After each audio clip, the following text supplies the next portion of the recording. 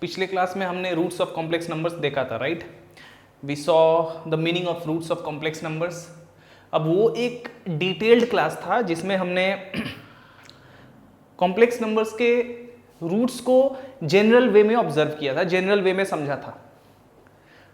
अब जैसा मैंने कहा था कि बहुत बच्चों को शुरू में प्रॉब्लम हो सकती है, वो मेथड देखने में, प्रॉब्लम्स बनाने में प्रॉब्लम हो सकती है, but that method was very important in the sense कि वो जो तरीका था कॉम्प्लेक्स नंबर के रूट को समझने का, उससे आपको पता चल जाता है कि एक्चुअली में रूट हम फाइंड करना क्या चाहते हैं, क्या हम किस तरह से रूट को हम ऑब्जर्व कर रहे हैं।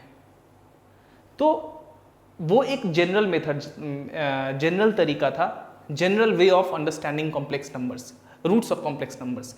अब आज रूट्स ऑफ कॉम्प्लेक्स नंबर ही देखेंगे, बट यहां पे हम लोग डी मोइवर थ्योरम को यूज करके कॉम्प्लेक्स नंबर के रूट को फाइंड करेंगे, ठीक है? अब वहां से हमने समझ लिया।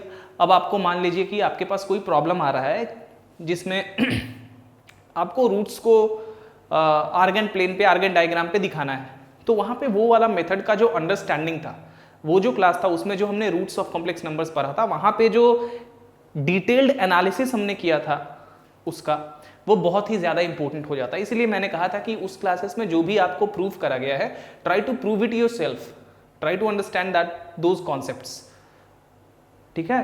तो रूट्स ऑफ कॉम्प्लेक्स नंबर्स का वो वाला क्लास आपको डेफिनेटली देखना चाहिए। हाँ, आज जो हम लोग करेंगे, आज एक दूसरा तरीका से, यानी कि डी मोइवर थ्योरम को यूज करके roots of complex numbers find करेंगे, ठीक है? बट ये डायरेक्ट मेथड है, ये एक स्पेशल केस है उसी जनरल फॉर्म का जो हमने पढ़ा था।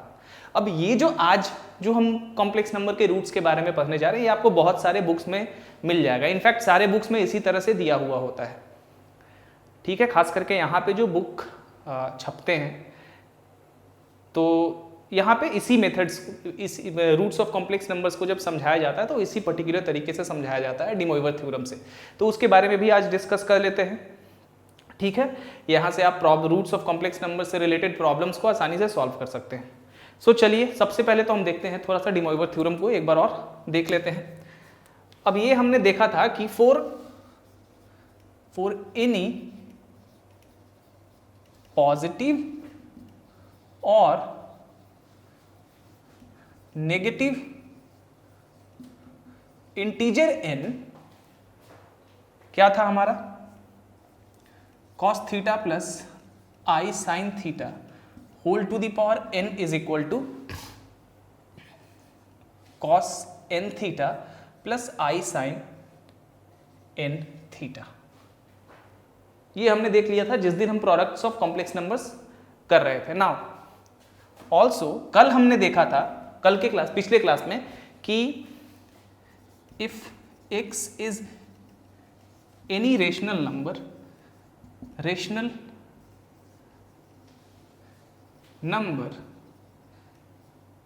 Such that,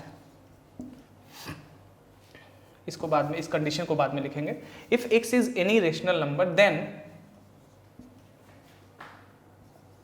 cos x theta plus i sine theta is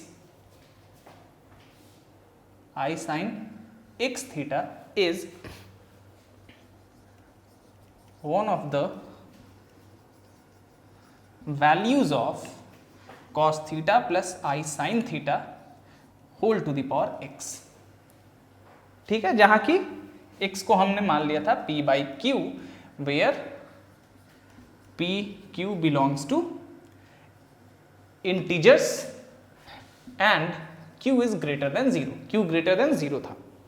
Now अब इन दोनों को जब मिलाइएगा तो आपको ये पता चलेगा कि किसी भी नंबर x के लिए, जहां की x एक रेशनल नंबर है, अब याद करिए कोई भी इंटीजर एक रेशनल नंबर होता है, तो ये जो पर्टिकुलर थ्योरम है इंटीजर के लिए, जो डी मोइवर थ्योरम है, वो यहां पे ऑलरेडी इंक्लूडेड है, ठीक है?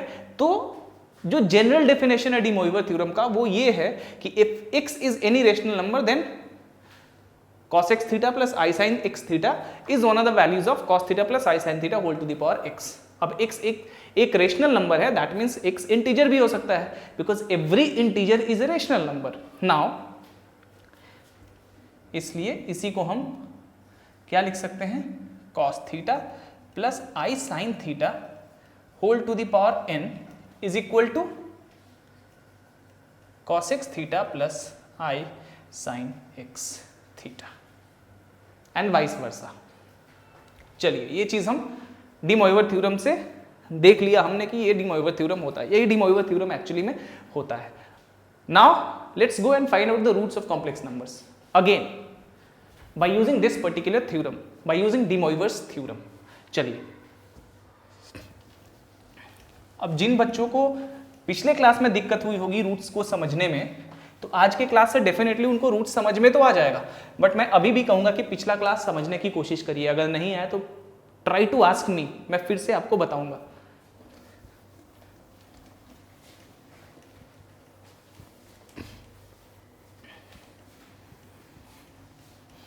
चलिए, अब जब रूट्स की बात कर रहे थे तो हम रूट्स में क्या कर रहे थे, कॉम्प्लेक्स नंबर के रूट्स में क्या कर रहे थे हम बेसिकली, अगर कोई नंबर a है, कोई कॉम्प्लेक्स नंबर a है और such that z to the power n is equal to a, जहां की n कोई इंटीजर है, पॉजिटिव इंटीजर है, तो डेफिनेटली a का nth रूट हम निकालना चाह रहे थे। इसका क्या मतलब है? इसका मतलब है सिंपली कि हम लोग z to the power minus a is equal to 0 इस इक्वेशन को सॉल्व करना चाहते हैं, दैट्स इट। यही तो सॉल्व करने का हमारा पर्पस है ना, इस इक्वेशन को ही तो सॉल्व करना हमारा मेन पर्पस है। तो जब रूट्स को फाइंड करते हैं कॉम्प्लेक्स नंबर का, तो यानी कि इस तरह के इक्वेशन को सॉल्व करते हैं हम, जैसे कि x to the power 5 minus 1 is equal to 0, that is find the 5 roots of unity 1।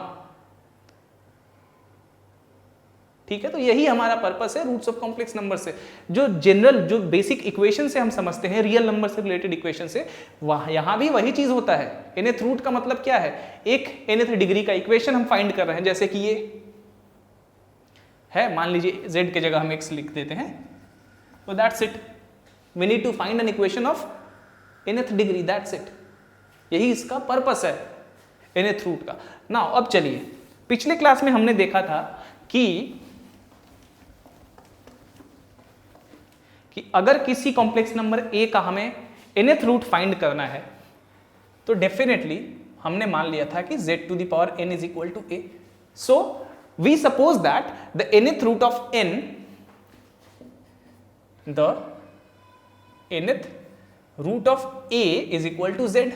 n इधर आ जाएगा तो definitely nth root of a हो जाएगा। तो यही हमें फाइंड करना है, या फिर इसी को लिख सकते हैं कि z to the power n minus a is equal to 0, ये इक्वेशन फाइंड करना है, एक ही बात है। तो हमने क्या किया था कि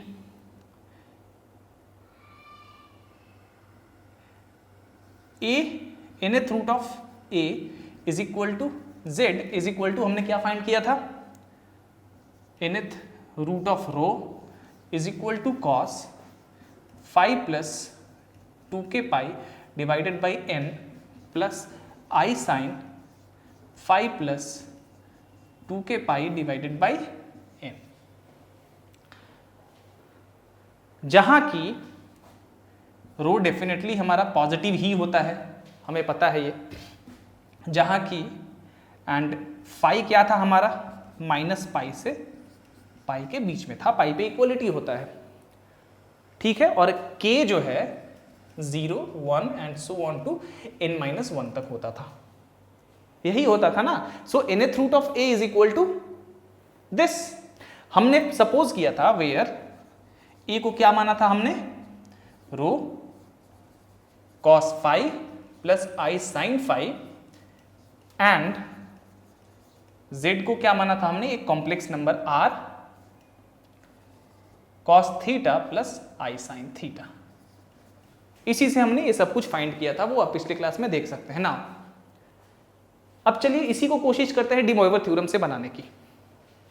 ठीक है, सेम रिजल्ट आएगा, there is no difference in the result. ठीक है, सेम रिजल्ट आएगा, बस यहाँ पे हम एक पर्टिकुलर फॉर्मूला लगा के रूट को फाइंड कर रहे हैं। अब यहाँ पे आपको पता चलेगा कि डी मॉइवर थ्योरम इतना इंपॉर्टेंट क्यों है कॉम्प्लेक्स नंबर के टर्म में। चलिए देखते हैं। तो ये तो हो गई पिछले क्लास की बात थोड़ी सी। अब चलिए सपोज करिए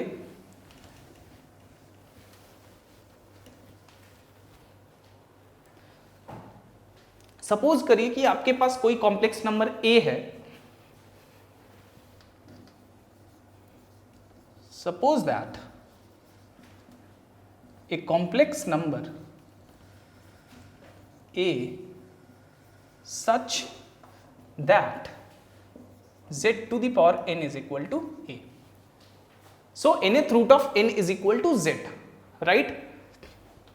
Where a is equal to हमने मान लिया रो, वही सब कुछ मान लिया हमने जो पिछले क्लास में माना था, cos phi plus i sin phi and z is equal to हमने मान लिया r, ठीक है, cos theta plus i sin theta, ये हमने यहां से मान लिया, राइट?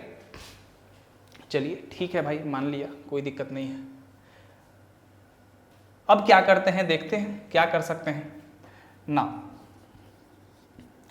अब फाई का मतलब वही है, फाई अभी भी क्या है, चलिए मैं लिख ही देता हूं, where r and rho are positive. Definitely modulus है कॉम्प्लेक्स नंबर का आर और फाई, तो ये पॉजिटिव ही होगा। एंड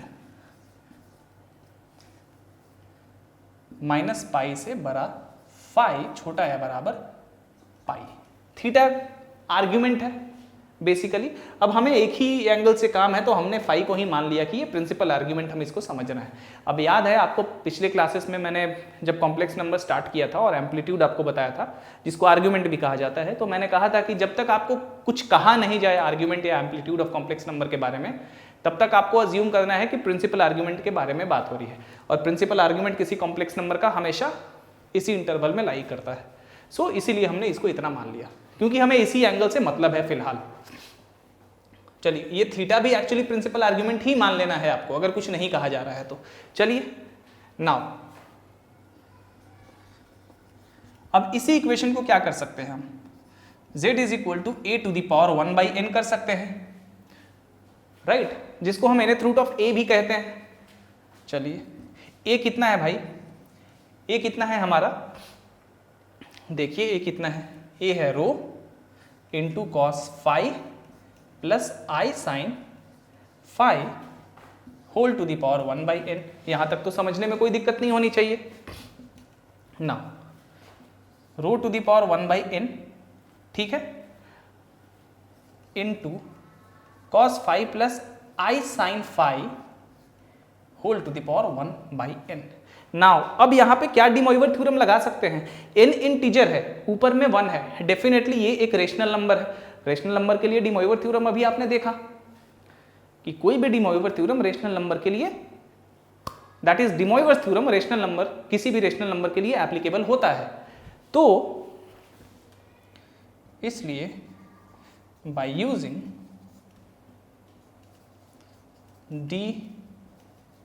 डिमॉइवर्स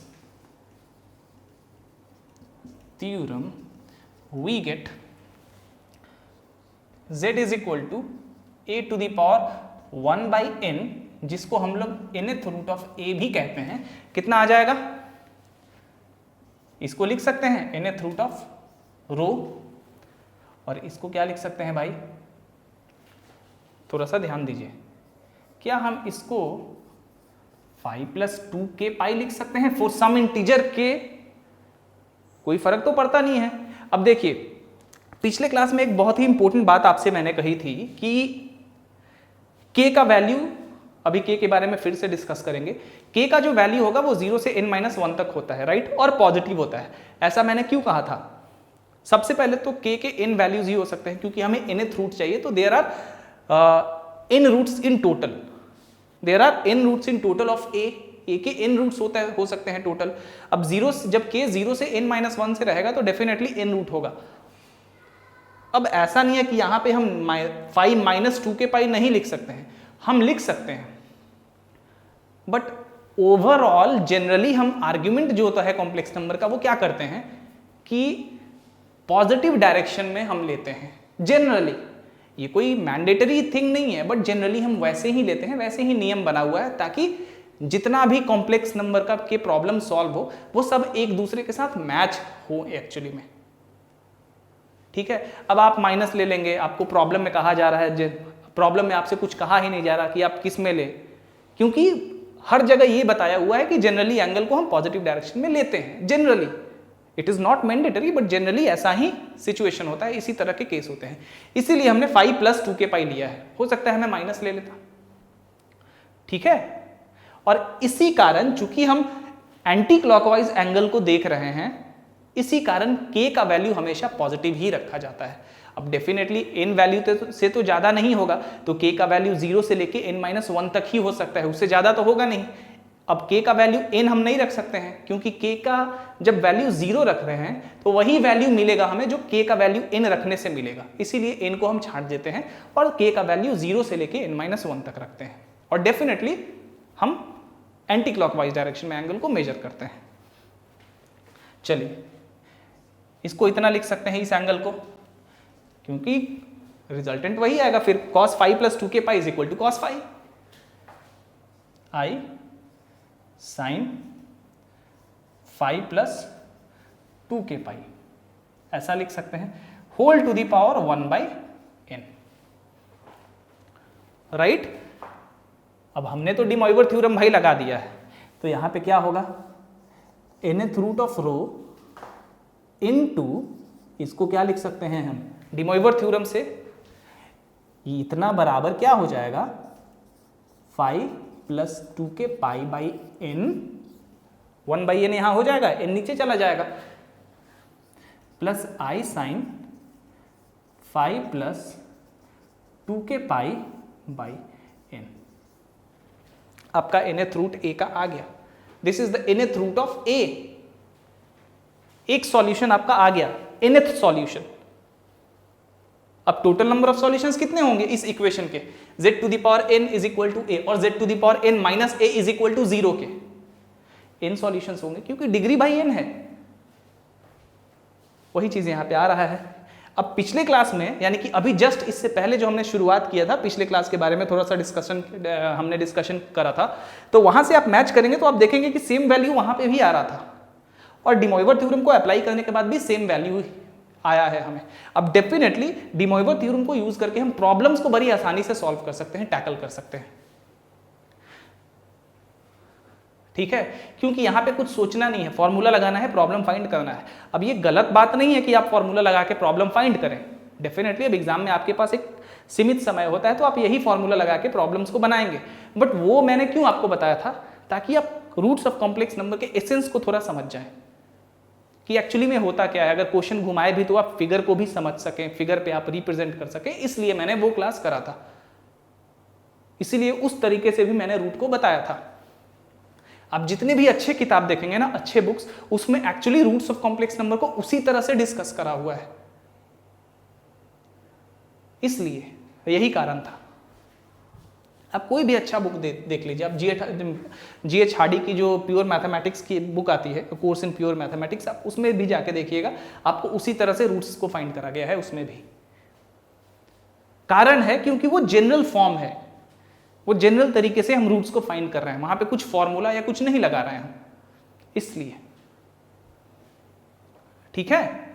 हम बस nth रूट के डेफिनेशन से कॉम्प्लेक्स नंबर के nth रूट को फाइंड कर रहे हैं, या इस तरह के इक्वेशन को सॉल्व कर रहे हैं, दैट्स इट।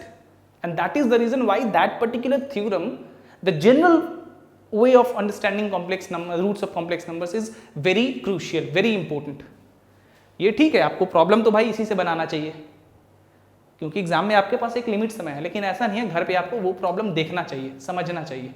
मान लें आपके पास कोई ऐसा प्रॉब्लम आ गया जो कि लगभग केस में जब कोई टफ एग्जाम देंगे आप, जैसे कि आप जेईई एडवांस लेवल के प्रॉब्लम को सॉल्व करेंगे, तो लगभग आपके पास ऐसा सिचुएशन आएगा कि कॉम्प्लेक्स नंबर का क्वेश्चन आएगा तो एकदम सीधा साधा तो नहीं होगा, मतलब अच्छा स्टैंडर्ड प्रॉब्लम होगा, बट थोड़ा सा उसमें आपको कॉन्सेप्ट अप्लाई करना होगा।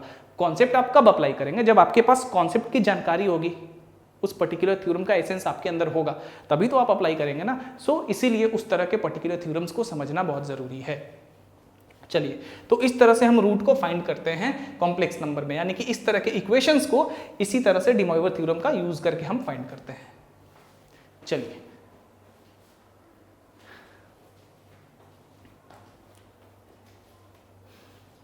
अब हमने कल nth रूट ऑफ यूनिटी देखा था, nth root of minus unity देखा था, इसी फॉर्मूला से उसको भी थोड़ा देख लेते हैं। चलिए, क्या करना है, अब यहां पे आपको कहा जा रहा है कि इस नंबर a का प्रिंसिपल nth रूट निकालना है। तो प्रिंसिपल nth रूट मतलब k का वैल्यू कहां रख देंगे हम, k का वैल्यू 0 हो जाएगा। तो प्रिंसिपल nth रूट कितना आ जाएगा, nth root of rho into cos phi by n plus i sine phi by n, that is the principal nth root of this complex number a। ठीक है, चलिए, तो हमने यहां पे nth रूट निकाल लिया।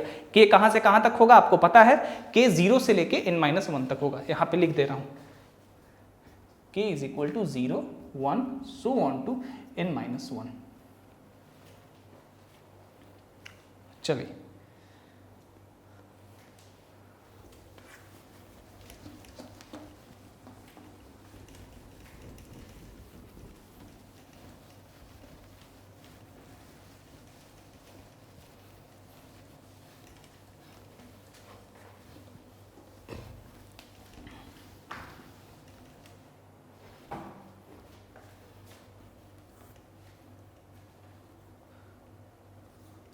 to find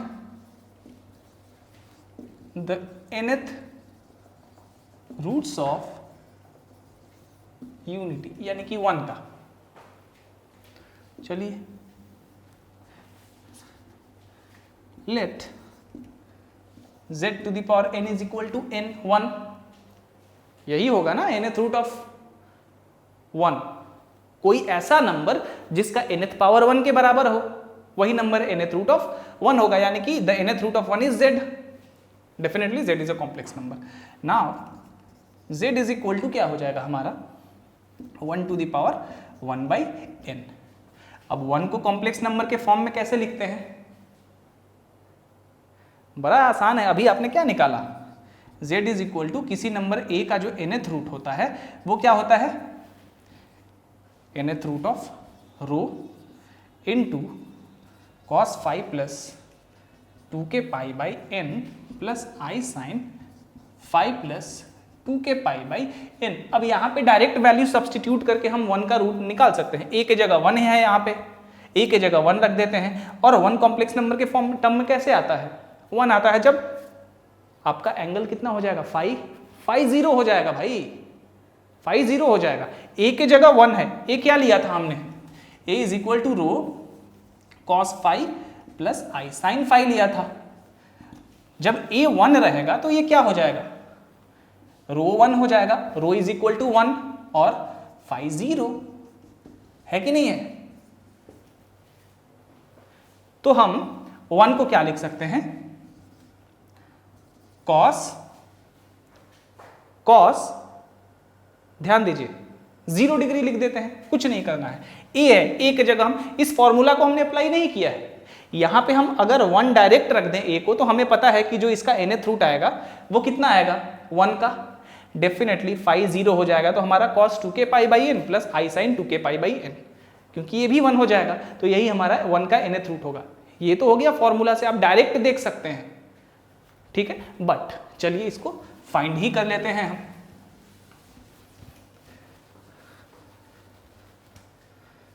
आज आपको मजा आ रहा होगा, क्यों, क्योंकि बड़ा ही आसान सा तरीका है, डी मॉइवर थ्योरम लगाया और एकदम कर दिया पकड़ के।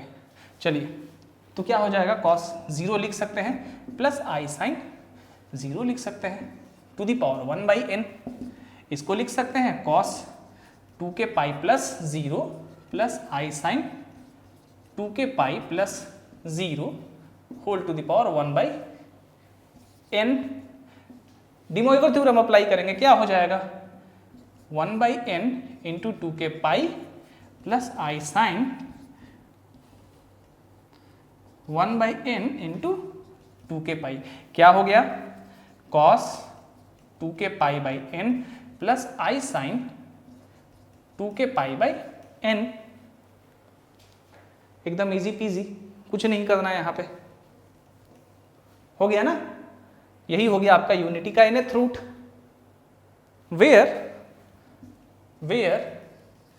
k is equal to 0, 1, 2 and so on to n-1 तक। अब आपसे पूछा जाए कि find the principal nth root of unity. Definitely अब तो आपको सब कुछ पता ही है, principal nth root of unity, just put k is equal to 0। k is equal to 0 put करने का क्या मतलब है कि जो भाई जितना एंगल ये बना रहा है माइनस पाई और पाई के बीच में, सिंपली हम वही एंगल ले रहे हैं। प्रिंसिपल वैल्यू मतलब माइनस पाई और पाई के बीच में, k को 0 रखने से वो आ जाएगा। k को 0 रखेंगे तो क्या आ जाएगा हमारा, इसलिए the principal nth root is cos 0, k को 0 रख दिया, प्लस i sin 0, हम देखेंगे कि 1 ही आ रहा है, ये 0 हो जाएगा, cos 0 का value 1। So the principal nth root of unity is unity itself.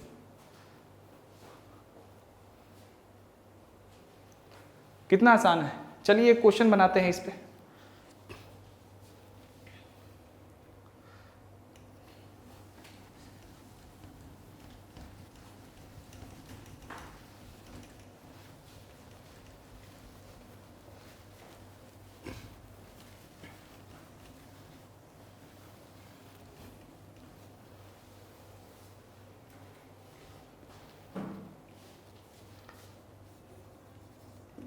Find the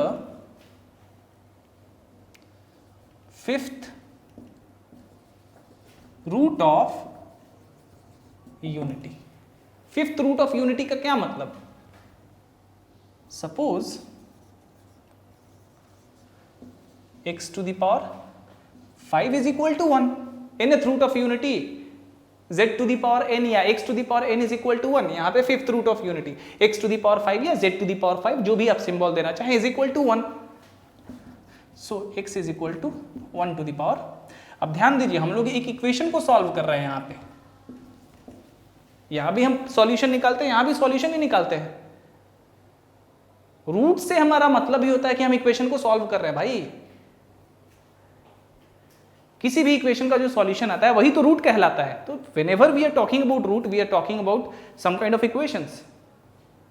so complex number का जब रूट्स ऑफ कॉम्प्लेक्स नंबर की बात करें तो हम इस तरह के किसी ना किसी तरह के किसी ना किसी डिग्री में किसी ना किसी डिग्री तक के इक्वेशन को ही सॉल्व कर रहे हैं।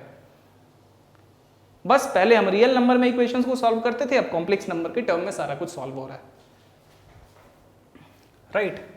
और कॉम्प्लेक्स नंबर के टर्म में जब सॉल्व करते हैं तो इस तरह के जो मेथड्स होते हैं वो आसान बना देते हैं बिल्कुल सॉल्यूशन को। चलिए भाई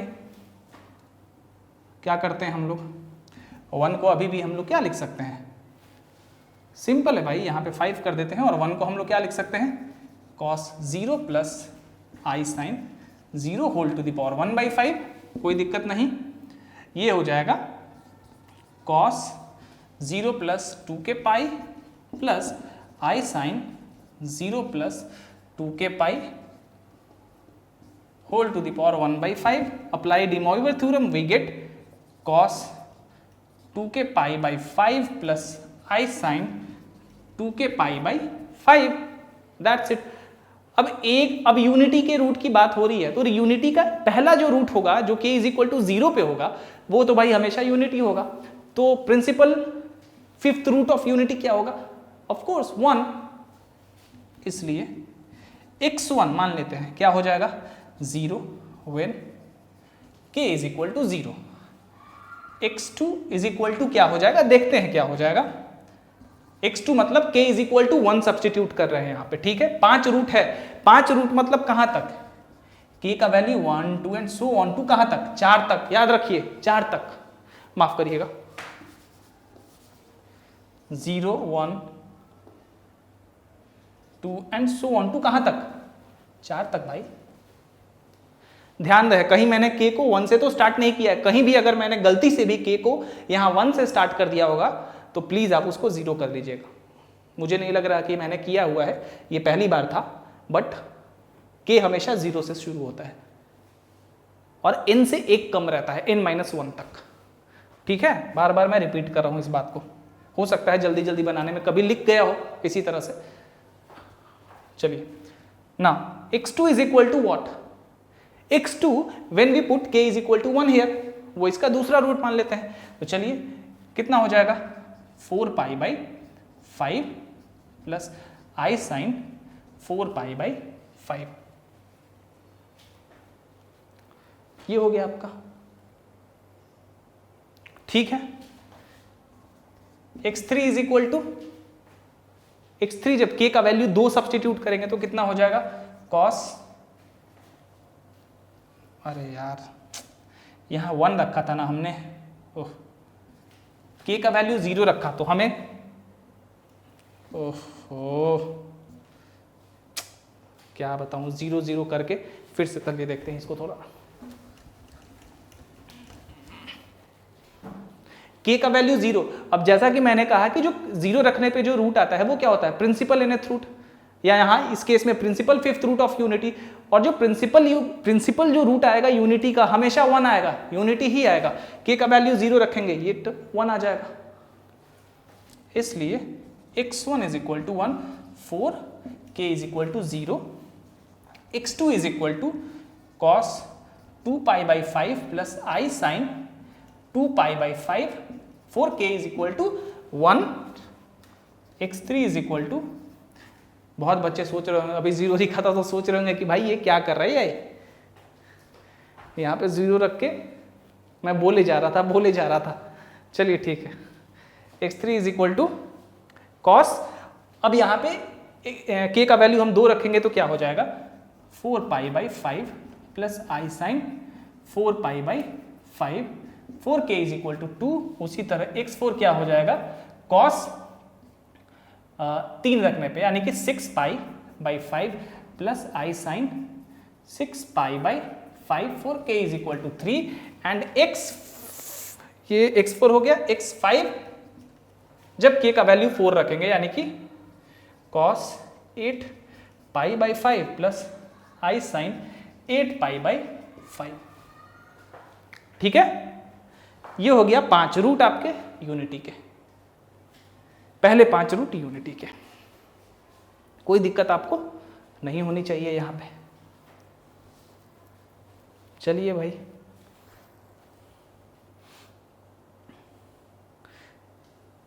इसी को आप थोड़ा सा सिंप्लीफाई करना चाहते हैं तो आप कर सकते हैं, इसी को थोड़ा बहुत आप अगर सिंप्लीफाई करना चाहते हैं तो करके लिख सकते हैं। ठीक है, बट मैं यहाँ पे सिंप्लीफाई नहीं कर रहा हूं, मैंने आपको ट्रिगोनोमेट्री बताया है, ट्राई टू सिंप्लीफाई इट। ये तो 1 ही रहेगा, उसके बाद ये सारे के सारे सिंप्लीफाई होंगे। अभी आपको इसके बाद जो मैं बताने वाला हूं उसमें पता चलेगा कि क्यों ये सिंप्लीफाई हो जाएगा। आप ट्राई करिए, ट्रिगोनोमेट्री आपको पता है, एंगल में सम एंड डिफरेंस आपको पता है, आपको पता है कि कोई भी ट्रिगोनोमेट्रिकल रेशियो का pi minus theta, 2π minus theta, pi plus theta, 2π plus theta, ये सब क्या होता है। अब ट्राई टू सिंप्लीफाई दीज, देखिए कैसे आप सिंप्लीफाई कर सकते हैं इसको। चलिए इसको सॉल्व कर लीजिए, पहले थोड़ा सा देख लीजिए, समझ लीजिए, ठीक है, और उसके बाद देखिए क्या करना है, आगे बढ़ते हैं फिर।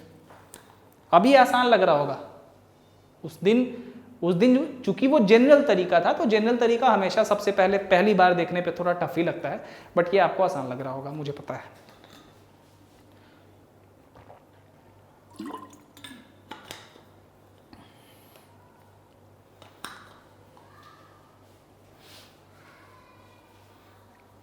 चलिए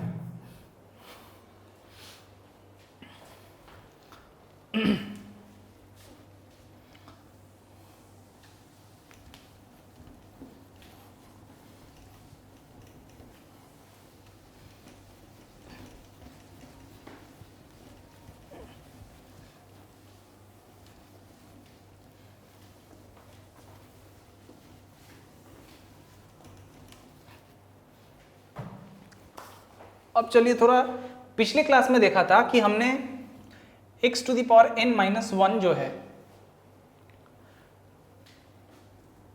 अब ये एक डेफिनेटली इक्वेशन है, अगर 0 से बराबर कर दे तो, यानी कि यहां पे हम nth रूट ऑफ यूनिटी की ही बात कर रहे हैं, राइट। अब कोई भी इक्वेशन डेफिनेटली इस तरह के, अब मान लीजिए कि इस इक्वेशन का अब एक रूट तो यूनिटी का क्या होगा, इस इक्वेशन का एक सॉल्यूशन तो 1 ही होगा जब k इज इक्वल टू 0 रखेंगे, तो बाकी के सॉल्यूशन कैसे होंगे, इसको क्या लिख सकते हैं हम, x minus 1 into x to the power n minus 1 plus x to the power n minus 2 and so on to 1 तक इज इक्वल टू 0। अब एक रूट तो हमें यहां से दिख रहा है कि x माइनस 1 को 0 से बराबर करेंगे तो x इज इक्वल टू 0, एक रूट हमें वो मिल जाएगा।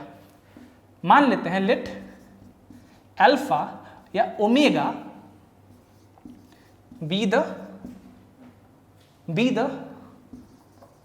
Other root of unity other than 1, क्योंकि 1 तो भाई यहां से दिख रहा है। देन यहां से तो हमारा 1 आ गया, अगर ओमेगा कोई दूसरा रूट है तो क्या हो जाएगा, इसमें x के जगह ओमेगा सब्स्टिट्यूट कर देंगे तो क्या आएगा, 0 आना चाहिए। सॉल्यूशन या रूट का क्या मतलब है, यहां पे सब्स्टिट्यूट करेंगे तो 0 आना चाहिए, इसलिए इसको थोड़ा पलट के लिख देते हैं, omega plus omega square and so on to omega to the power n minus 1 is equal to 0। ठीक है, सो यहां से हमें यह पता चलता है कि अगर यूनिटी का कोई भी रूट 1 को छोड़ के अगर ओमेगा है, ठीक है, तो बाकी के रूट क्या होंगे, ओमेगा का स्क्वायर, ओमेगा का cube, omega to the power 5, इस तरह करके बाकी के रूट होंगे ना। कैसे, ये भी आपको अभी पता चल जाएगा। साफ साफ यहां से तो दिख ही रहा है ना, यहां से आपको दिख रहा है। चलिए देखते हैं, थोड़ा इसको डिटेल में समझते हैं।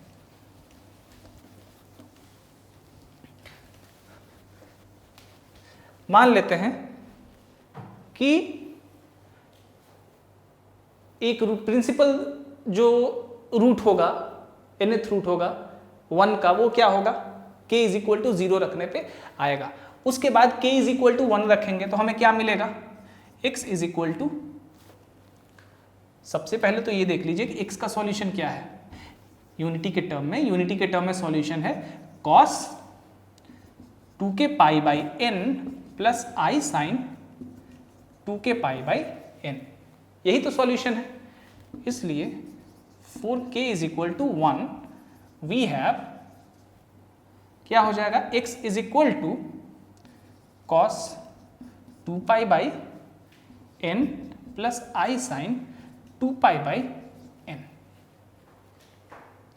ठीक है, x का ये वैल्यू आ गया। अब definitely k is equal to 2 पे भी एक वैल्यू आएगा। चलिए k 4 k is equal to 1 पे आ गया ना, इसको x1 मान लेते हैं, एक सॉल्यूशन। x2 जब k इज इक्वल टू 2 पे हम निकाल रहे हैं, 0 1 2 ऐसे करके निकाल रहे हैं। पहले 0 पे तो हमने देख लिया कि 1 होता है, तो यूनिटी की हम बात ही नहीं कर रहे हैं। x2 यानी कि k इज इक्वल टू 2 पे क्या हो जाएगा, cos 4 pi by n plus i sine 4 pi by n, ऐसा हो जाएगा। अब इसको थोड़ा स्क्वायर करते हैं हम, इसको जो है स्क्वायर करते हैं, ऊपर वाले को, इस वाले को, k इज इक्वल टू 1 पे, ये तो है हमारा 4, k इज इक्वल टू 2, इसको थोड़ा स्क्वायर करते हैं ना, x1 स्क्वायर यानी कि इसका square cos 2 pi by n plus i sine 2 pi by n का होल स्क्वायर। देखिए क्या आएगा, cos square 2 pi by n plus i square sine square 2 pi by n plus 2 cos 2 pi by n into sine 2 pi by n। कोई दिक्कत यहाँ तक नहीं है। Cos square 2π/n plus i square sine square 2π/n। इसको हम लिख सकते हैं cos square 2π/n minus sine square 2π/n, ऐसा लिख सकते हैं, कोई दिक्कत नहीं है। प्लस इसको क्या लिख सकते हैं sine 2 theta, 2 sine theta into cos theta is equal to sine 2 theta. मैंने आपको अभी multiple and submultiple angle नहीं बताया है, बहुत जल्दी हम सप्ताह भर के अंदर मैं कोशिश करूंगा कि मल्टीपल एंड सब ट्रिगोनोमेट्री काफ़ी दिन से रुका हुआ है, लगभग 2 महीने से, तो मैं कोशिश करूंगा कि जल्दी ये सब भी खत्म कर दूं, ठीक है। क्योंकि अलजेब्रा में हम बहुत ज़्यादा थोड़ा सा चले गए थे, अभी अलजेब्रा हमने किया, वेक्टर हमने खत्म कर लिया, तो थोड़ा सा ट्रिगोनोमेट्री बीच में हमने छोड़ दिया था। चलिए, ये होता है, आपको पता होगा, ये बेसिक सा फॉर्मूला है। तो ये कितना हो गया sine 2 theta, sine 2 into theta कितना है यहाँ पे 2π/n। भाई sine square cos square theta minus sine square theta is equal to cos 2 theta होता है। Cos square theta minus sine square theta यानी कि कॉस 2 थीटा यानी कि कॉस 2 इंटू 2π/n माइनस यहां से क्या हो जाएगा साइन 2 इंटू 2π/n। चलिए इसको कंटिन्यू करते हैं, इज इक्वल टू ये हो जाएगा cos 4π/n minus sign 4π/n। भाई इसको हम कॉस 4π/n और यहां माइनस को क्या लिख सकते हैं, इस नेगेटिव को हम क्या लिख सकते हैं, कुछ लिख सकते हैं। ये पहले देखिए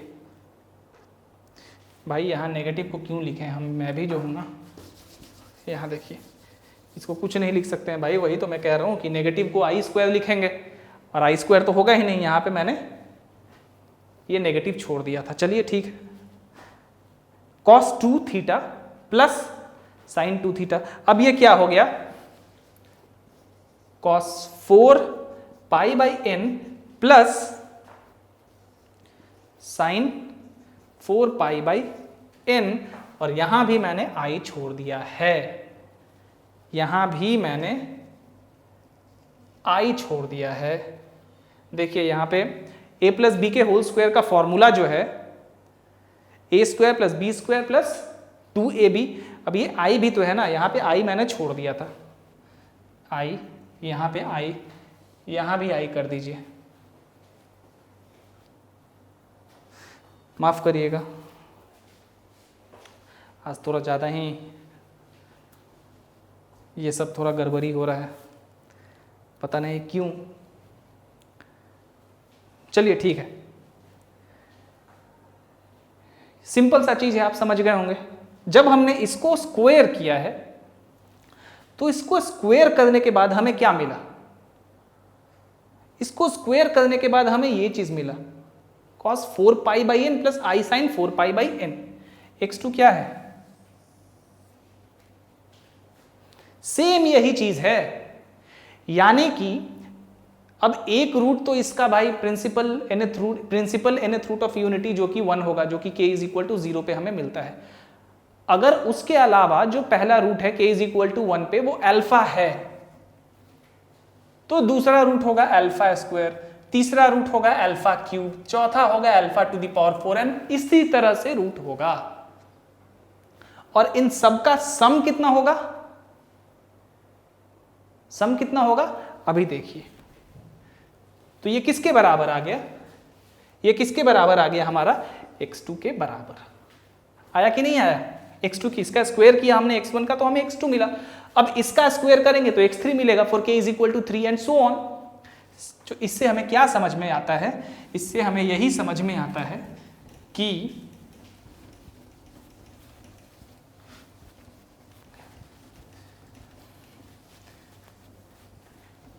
इससे हमें यही समझ में आता है कि 4x to the power n minus 1 is equal to 0 if omega is is any root, चाहे इसको ऐसे लिखिए, ऐसे लिखना है आपको, if omega is a root of the above equation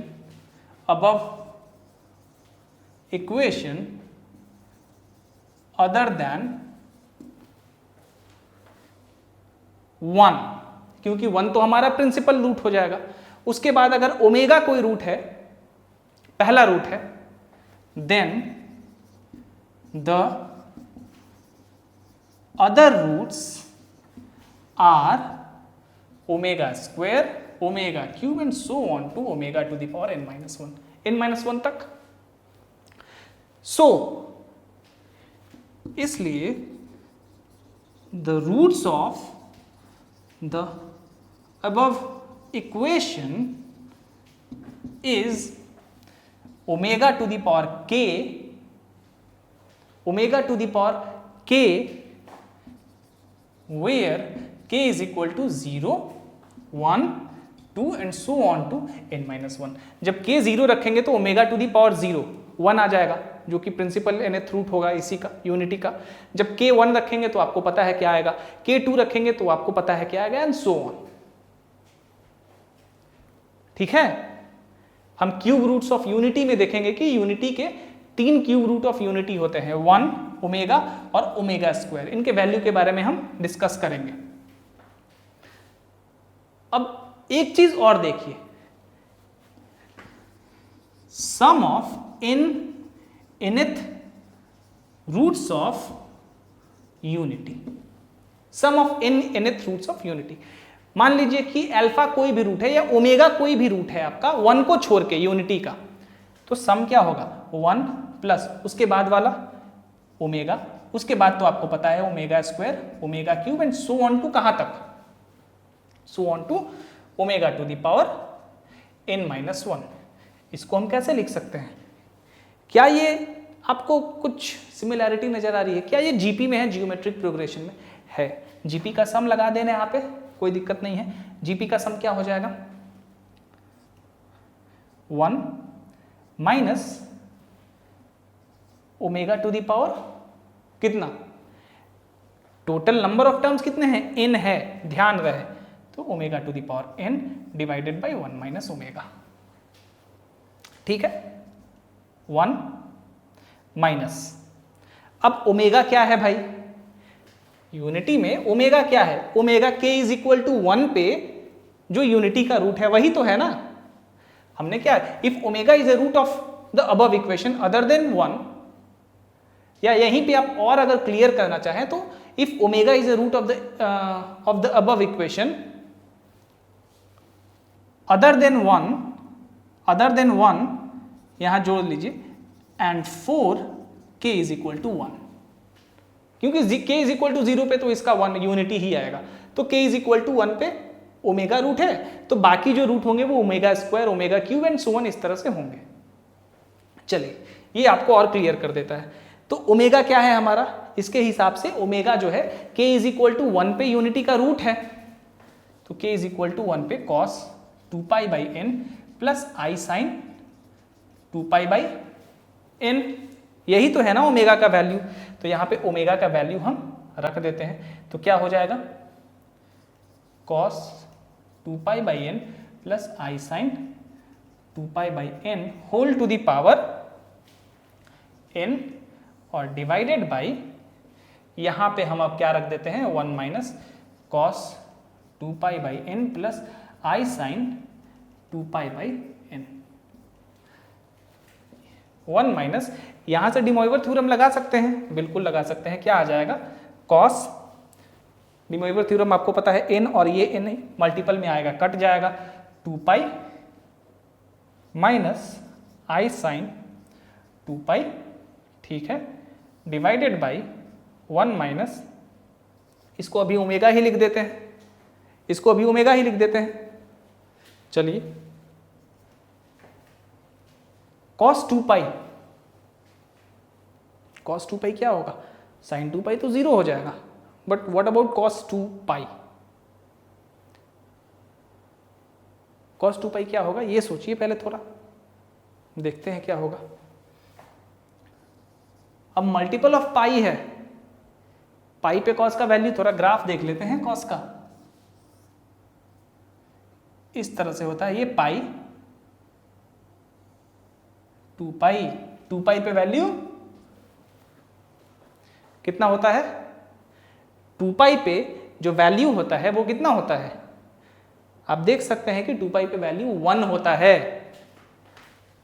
तो 1 माइनस 1 डिवाइडेड बाई, अब ये भाई ये तो 0 हो गए हैं, 2 pi sine 2 pi, multiple of pi पे साइन हमेशा 0 होता है, ग्राफ से आप चेक कर सकते हैं। और ये 1 माइनस ओमेगा, ये और ये 0 हो जाएगा कट के ऊपर। अब न्यूमरेटर 0 हो गया, whatever the denominator is doesn't matter, so 0। अभी थोड़ी देर पहले हमने इसी को इस तरह से लिखा था, x minus 1 x to the power n minus 1 plus x to the power n minus 2 and so on to plus 1 is equal to 0 को सॉल्व किया था। तो हमें इन सब का सम कितना आया था, 0 आया था। यहां भी क्या आ रहा है, 1 plus omega square and so on, इन सब का सम 0 आ रहा है। ठीक है, सो यहां से हमें यह मिलता है कि the sum of the nth roots of unity is always equal to 0। याद रखिए इसको।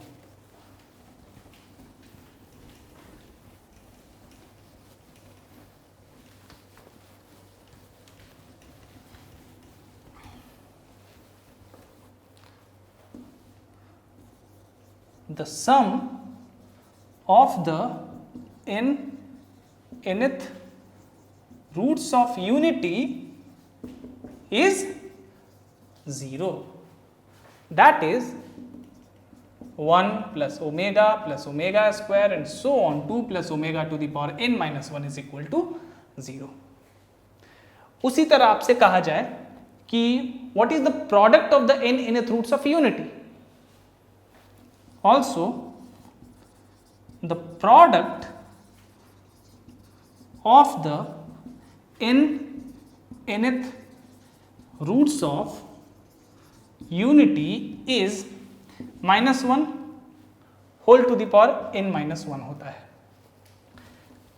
is 1 into omega square into omega cube and so on 2 into omega to the power n minus 1 is equal to कितना होता है, minus 1 whole to the power n minus 1। अब ये आपको खुद से फाइंड करिए, जरा देखिए फाइंड करके कि क्या होता है। इसको आप कितना लिख सकते हैं, ओमेगा पे power 1 plus 2 plus 3 and so on to n minus 1। ऊपर AP में है, सम ऑफ AP लगाइए, उसी तरह से डी मोइवर थ्योरम लगाइए और फाइंड आउट कीजिए इसको। It is your homework.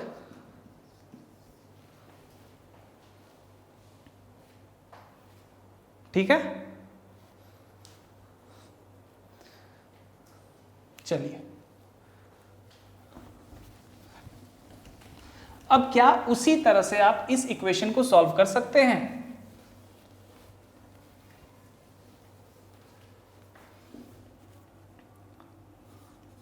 To find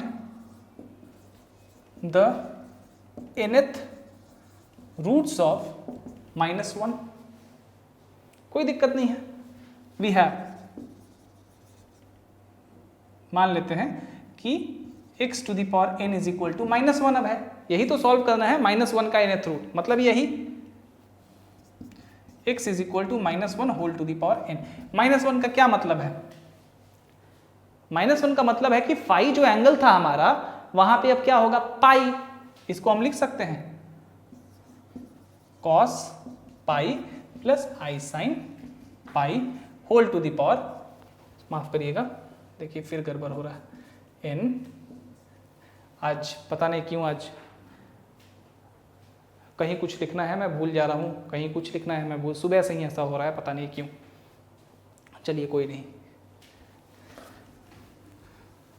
तो आज उसके लिए थोड़ा क्षमा करिएगा मुझे। So x is equal to इतना is equal to cos pi plus इतना, -1 को इतना लिख सकते हैं ना, डी मोइवर थ्योरम लगाएंगे। अब इसी को हम लिख सकते हैं, पहले तो इसको लिख दीजिए आप, पाई प्लस 2 के पाई plus i sine pi plus 2 के पाई, कोई दिक्कत यहाँ से तो है नहीं हमारा। अब डी मोइवर थ्योरम अप्लाई करिए, ये क्या हो जाएगा हमारा 2 के प्लस 1 पाई बाहर आ जाएगा, एन यहाँ पे आ जाएगा प्लस आई साइन 2 के प्लस 1 पाई बाहर और ये यहाँ पे आ जाएगा। ठीक है, तो ये इसका -1 का nth रूट हो गया। अब इसका प्रिंसिपल nth रूट जब k इज इक्वल टू 0 रखेंगे तो definitely principal nth root cos pi by n plus i sine pi by n आएगा। ठीक है, अब देखिए यूनिटी के केस में जो प्रिंसिपल nth रूट आ रहा था वो यूनिटी ही आ रहा था, बट इस केस में हमारा कितना आ रहा है cos pi by n plus i sine pi by n, क्योंकि ये माइनस यूनिटी है। अब क्यूब रूट ऑफ यूनिटी भी हम बड़ी आसानी से निकाल सकते हैं, है कि नहीं? But cube root of unity के बारे में हम स्पेशली कल के क्लास में या परसों के क्लास में बात करेंगे। कल मैं कोशिश करूंगा कि वेक्टर अलजेब्रा जो एनसीईआरटी का है प्रॉब्लम बचा हुआ, उसमें मिसलेनियस बचा हुआ है, आई थिंक उसको कल खत्म करवा देता हूँ। ठीक है, फिर मंडे को इसको कंटिन्यू रखेंगे, ज़्यादा से ज़्यादा 2 या 3 क्लास और कॉम्प्लेक्स नंबर का लगेगा और फिर खत्म हो जाएगा। आई होप आज के क्लास में आपको कोई दिक्कत नहीं हुई होगी। कहीं कोई प्रॉब्लम हो तो आप पूछिए मेरे से, लेकिन मुझे नहीं लगता है कि अब आपसे रूट्स में कोई दिक्कत होने वाली है कॉम्प्लेक्स नंबर के, क्योंकि आपने जनरल मेथड भी देख लिया कि रूट्स का क्या मतलब होता है कॉम्प्लेक्स नंबर के सिनारियो में, और यहाँ डी मोइवर थ्योरम से रूट को कैसे निकालते हैं वो भी आपने देख लिया है। ठीक है, अब नेक्स्ट क्लास में हम लोग बात करेंगे कि factors of x to the power n minus 1 and x to the power n plus 1। उसके बाद हम बात करेंगे क्यूब रूट्स ऑफ यूनिटी के बारे में। तो ये सब कुछ हम लोग नेक्स्ट क्लास में बात करेंगे। ठीक है, उसके बाद 1-2 क्लास, 2 मैक्सिमम, मुझे लग रहा है कि और 3 क्लास लगेगा मैक्सिमम, खत्म हो जाएगा। उसके बाद हम प्रॉब्लम का क्लास करेंगे कॉम्प्लेक्स नंबर में। कॉम्प्लेक्स नंबर में हमें 2 या 3 प्रॉब्लम्स के क्लास अलग से करने होंगे स्पेशली, क्योंकि काफ़ी सारे प्रॉब्लम्स है, और एक बार हमने प्रॉब्लम कर लिया तो हमारा पूरा कुछ कंप्लीट हो जाएगा, कॉम्प्लेक्स नंबर नहीं छूटेगा। चलिए, आज के क्लास में इतना ही रहने देता हूँ, छोटा ही क्लास रखता हूँ, क्योंकि इसी को सिर्फ आज बताना था। मैंने जैसा कि पिछले क्लास में भी कहा था कि ये जनरल मेथड है, और अगले क्लास में हम इसको थोड़ा डिटेल में डिस्कस करेंगे डी मोइवर थ्योरम से किस तरह से रूट्स को फाइंड आउट करते हैं। इसीलिए मैं आज की क्लास में ये करवा दिया। I hope you not face any difficulty in finding roots of complex number. अब किसी भी नंबर का रूट फाइंड करना होगा, nth रूट फाइंड करना होगा, तो आप फाइंड कर लेंगे आराम से इसी तरीके से। That's it for today. आज की क्लास में इतना ही, कोई दिक्कत नहीं होनी चाहिए। और हाँ, 1-2 जगह थोड़ी सी आपने देखा ही, कहीं आई छूट जा रहा था, कहीं कुछ छूट जा रहा था, तो कभी कभी किसी दिन कोई दिन वैसा होता है। Sorry for that. Thank you. Tomorrow we will do miscellaneous from NCERT vector algebra.